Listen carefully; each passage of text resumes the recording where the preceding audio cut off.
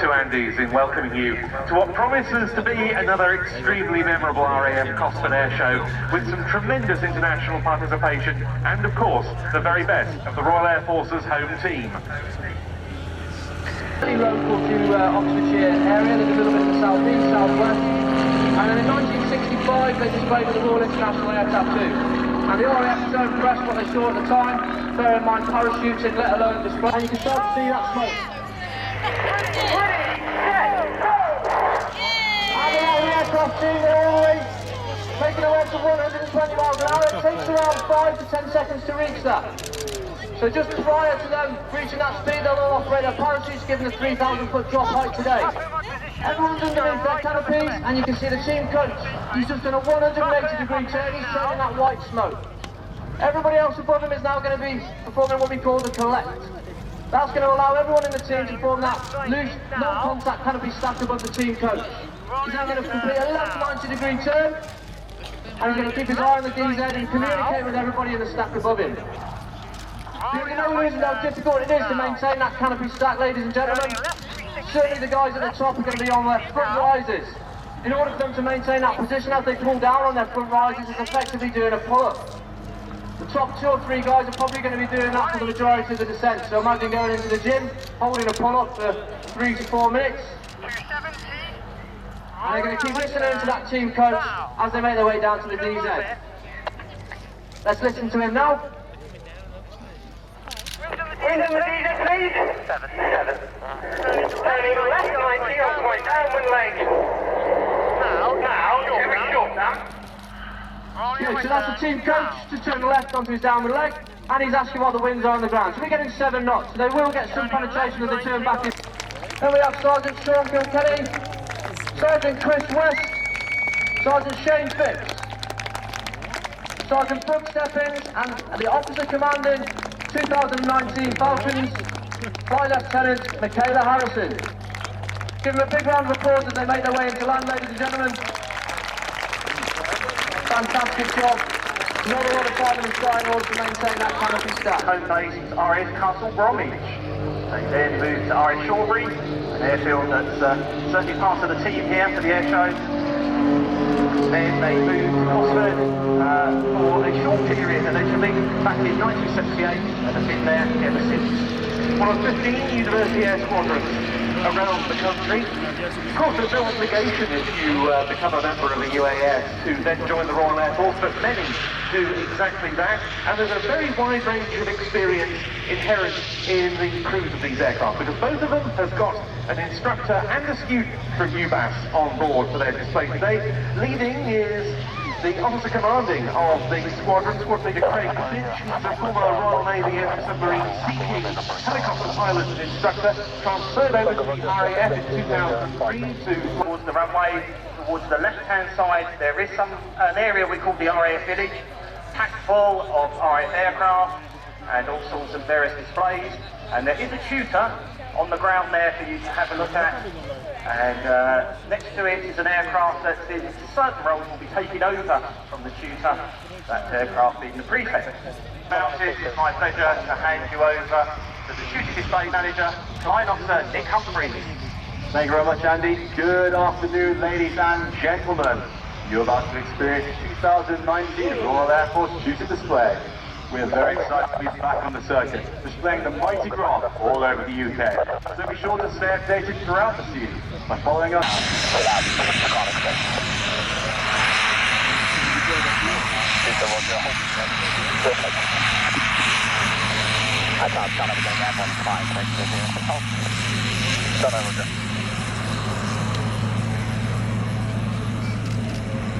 You look out to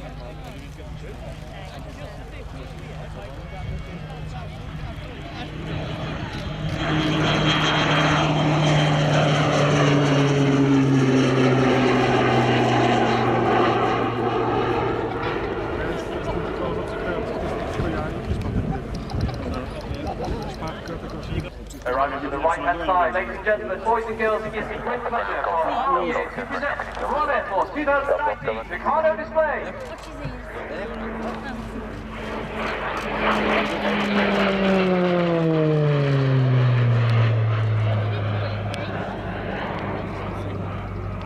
That distinct noise you'll hear throughout the display is the operated Garrett CPE turboprop.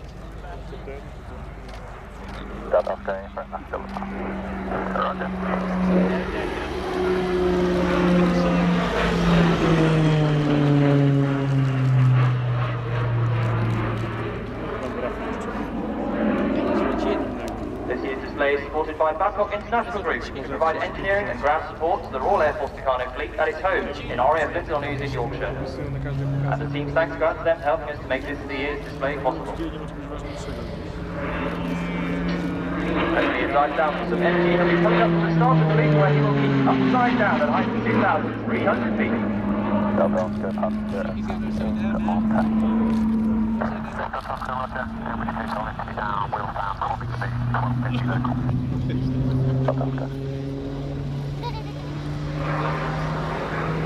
Kind of display pilot, as I've already mentioned, is known in the military as a skivvy qualified flying instructor, meaning he demonstrated above average flying ability during his flying training and was selected at an early stage to become a flight instructor.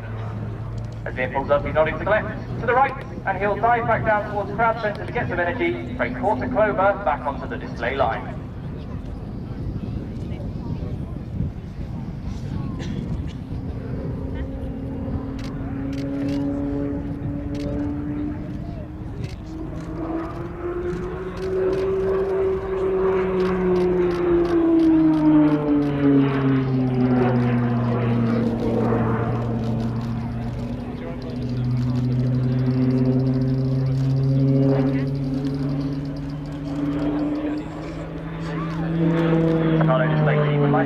Companies for their support this year.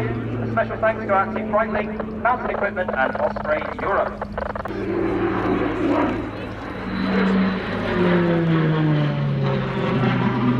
Tucano now at the end of its service has served 30 years with the #1 flying training school, the oldest military flying school in the world. As it finishes its final year of service, the Texan T1 aircraft is working up to replace the Tucano as part of the new UK military flying training system and will fly out of RF Valley in North Wales.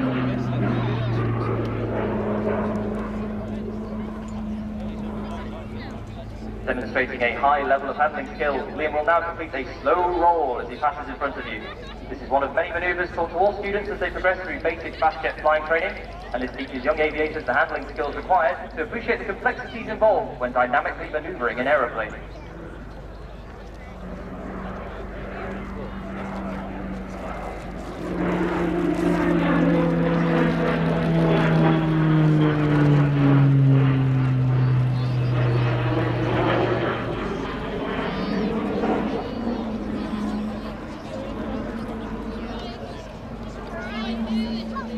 As you saw the Grub Tutor displaying. The Grub Tutor, which is the starting point for fast jet flying, both Liam and I flew during our time as air cadets and during our own military flight training.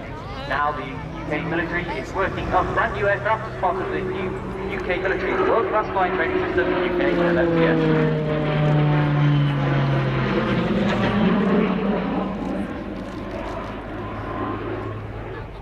As Liam runs away from the crowd, I'd just like to give a big thanks to Mai and his families who are here today.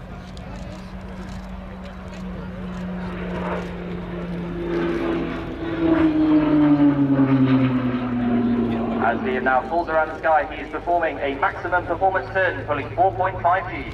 As he passes back in front of you, he'll be pushed into the seat with the force of nearly half a ton.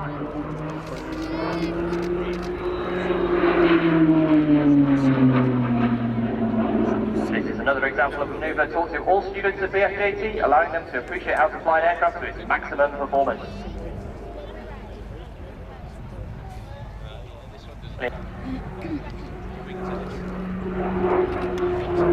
Ladies and gentlemen, keep your cameras panned on the aircraft as he appears to hang at the peak of his stall turn.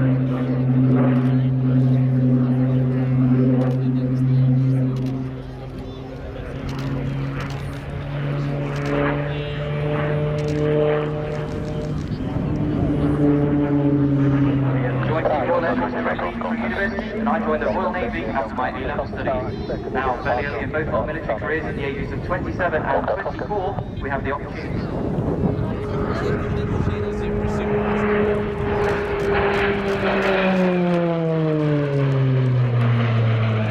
Ladies and gentlemen, boys and girls, it's been a pleasure to talk to you today, and I hope you've enjoyed watching the display as much as Liam has enjoyed flying it for you. We hope you enjoy the rest of your day here at Cosford, and we look forward to meeting as many of you as we can at our team stand located in the RAF. An aircraft that's already a combat veteran, deployed many places around the world on operations. As Ben and I mentioned earlier, it's the aircraft that remains our quick reaction alert QRA. He's just called running in, and here he comes indeed from our right, the Royal Air Force Eurofighter Typhoon FGR-4.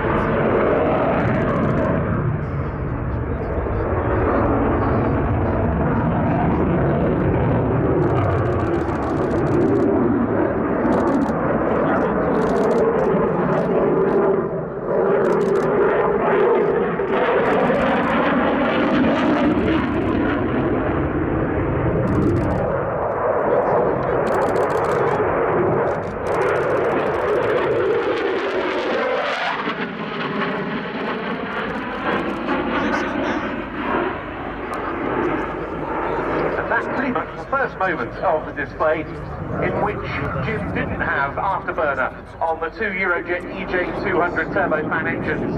Engage, those engines can power this aircraft to a speed in excess of Mach 2, so more than twice the speed of sound. It's also able to do what's known as super cruise, that is, to reach Mach 1 and above without the need to use the afterburner.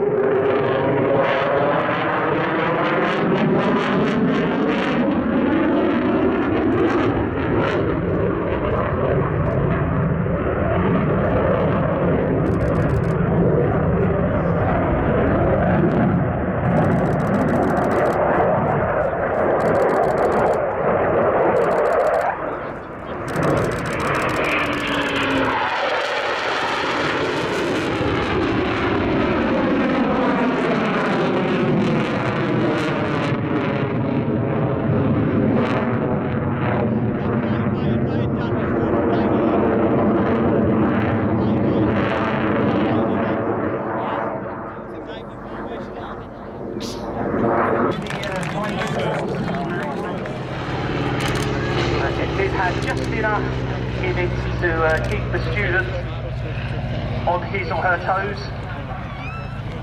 You don't really want an aircraft that's too in service.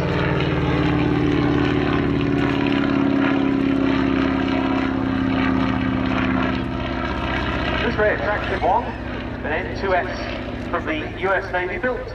It's believed in about 1942 or 43, 220 horsepower for its Continental R670 engine, and you could go flying in this. Sue Girdler and TG Aviation offer trial flight trips with this aeroplane out of the very attractive grass airfield at Penn Farm near Hyde in Kent, taking in places like the Battle of Britain Memorial at Capel-le-Fern and so forth. 5 women pilots were organised by a lady by the name of Nancy Harkness-Love into what was known as the WAFS, the Women's Auxiliary Ferrying Squadron, headquartered at Newcastle Army Airfield in Delaware.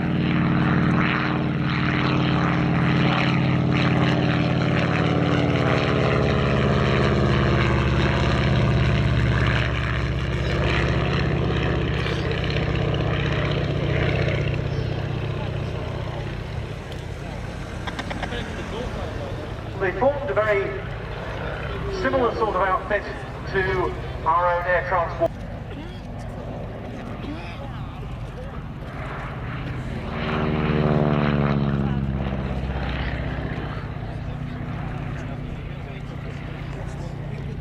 And among the aircraft on which the Wasps trained were Boeing Stearman K-decks like this one.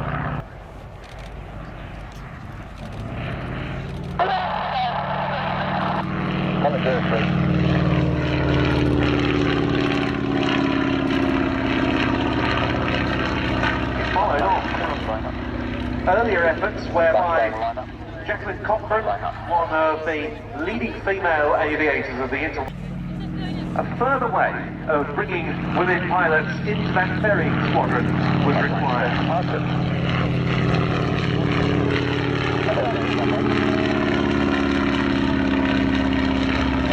So it was before by the US Congress, and indeed later there was a long and